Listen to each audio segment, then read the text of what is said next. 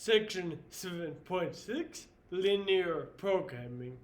So looking at an application of solving linear equations, really looking at graphing them and finding how the graph looks.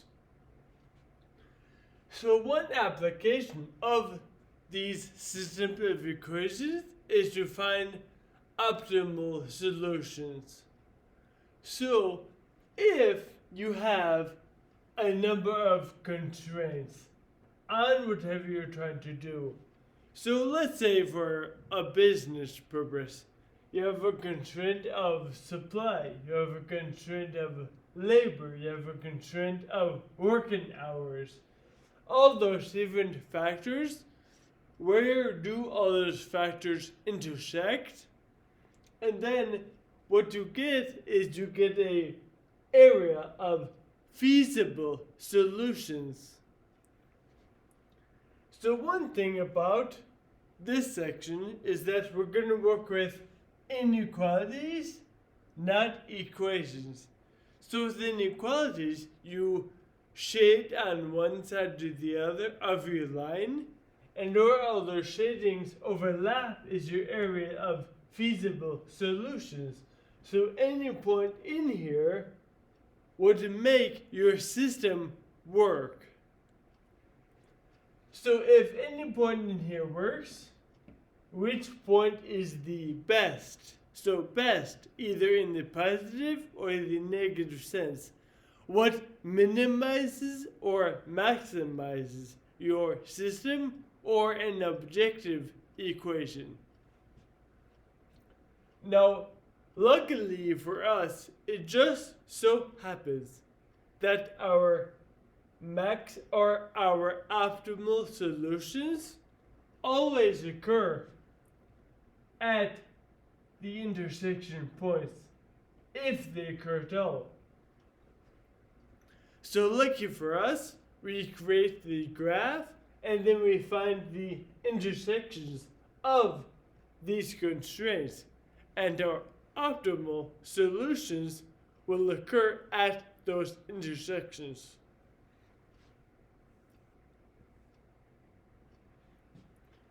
So we want to find a maximum value of this objective function. Now what we're going to do, this is the first thing we see, we're going to forget about it. We'll come back to it later. These are our constraints.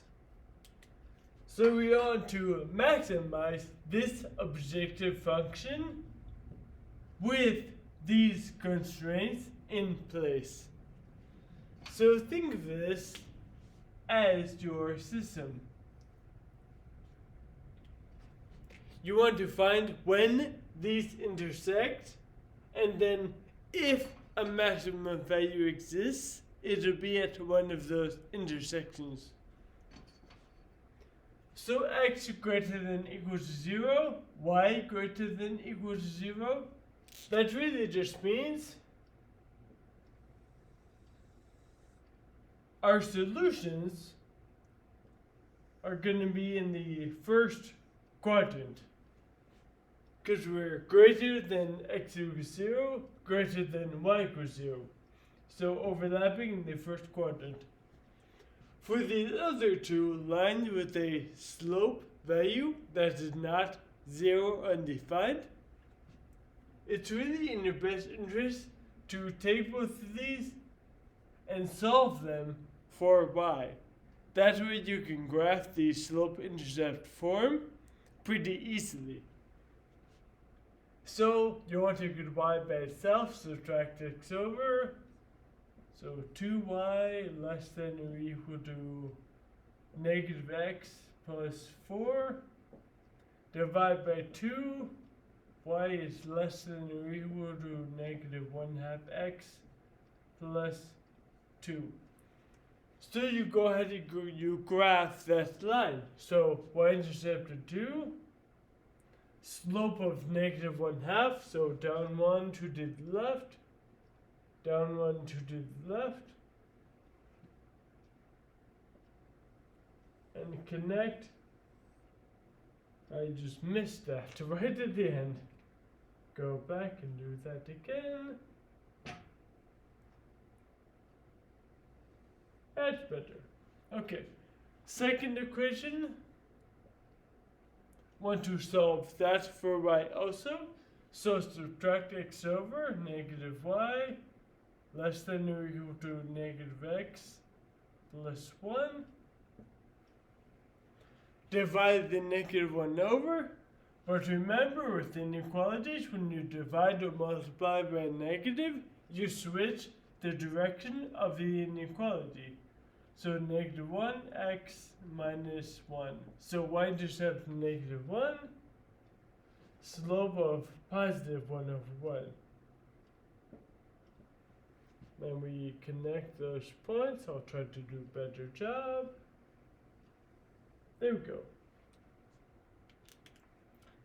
Now we want to get our area of feasible solutions.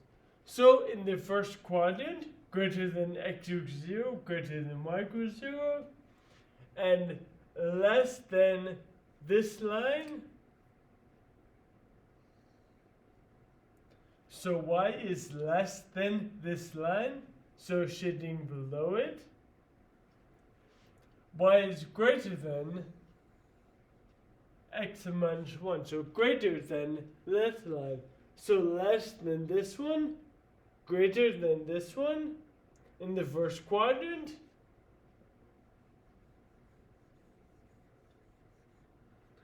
So that is our area of feasible solutions. So I don't have to, but if you want to, kind of clean it up a little. So kind of get rid of all the excess. We have our area of feasible solutions. So any point in here works for our system. But to find an optimal point, the optimal points will be the intersections. So at 0 is 0, the origin. At 1 comma 0. At 2 comma 1. And at 0 comma 2. Now remember that the projective function I told you to forget about, the projective equation to forget about? We're going to go back to it. So all of these vertices, you want to plug into your objective equation. So plug in 0 for x, 0 for y.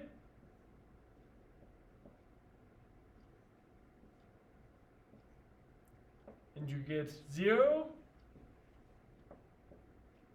Plug in 1 for x and 0 for y. And get 3. Plug in 2 for x and 1 for y. And get 8. Plug in 0 for x and 2 for y. And get 4. So of all those values, we want the maximum. So a maximum value of z equals 8 at our order pair 2, 1.